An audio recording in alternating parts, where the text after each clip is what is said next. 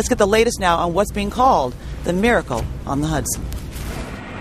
It's a picture that is hard to believe.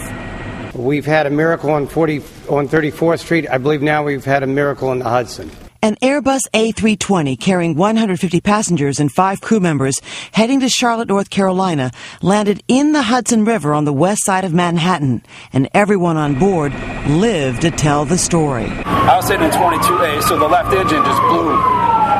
Fire, flames coming out of it, and I was looking right at it because I was sitting right there. And it just started smelling a lot like gasoline.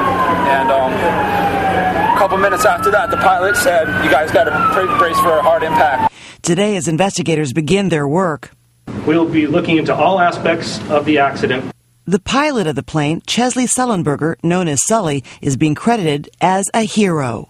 The pilot did a masterful job of landing the plane in the river and then making sure that everybody got out. It all began at 3:24 p.m. when the plane departed New York's LaGuardia Airport. 30 seconds after takeoff, the pilot reported a double bird strike. Losing both engines, at first he tried to circle back to LaGuardia, but after air traffic controllers worked to turn him around, the pilot said he saw a possible landing strip at nearby Teterboro Airport. Just moments later, after heading down the west side of New York City, navigating a narrow strip between Manhattan and northern New Jersey, at 3:31 p.m., he landed the plane in the river.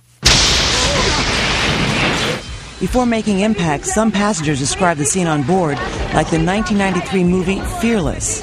I prayed and prayed and prayed. Believe me, I prayed. Passengers' prayers were answered when the body of the plane remained intact, but the plane began to fill with water. I just thought I was going to drown right there.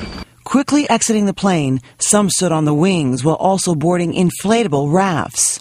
You saw the panic and the way people pulled together to help everyone else get off the plane and, make it out. It was great.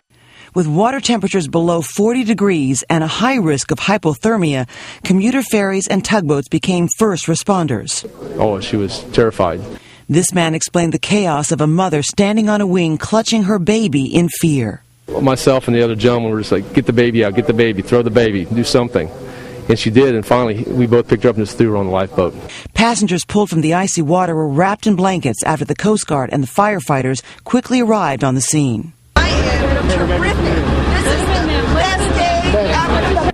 Happy to be alive, some were brave enough to fly again just hours later. It was at 10 o'clock out of LaGuardia, so we hopped out. Late last night, touching down, finally, in Charlotte. See you guys. Good job today, man. Good job, you, man.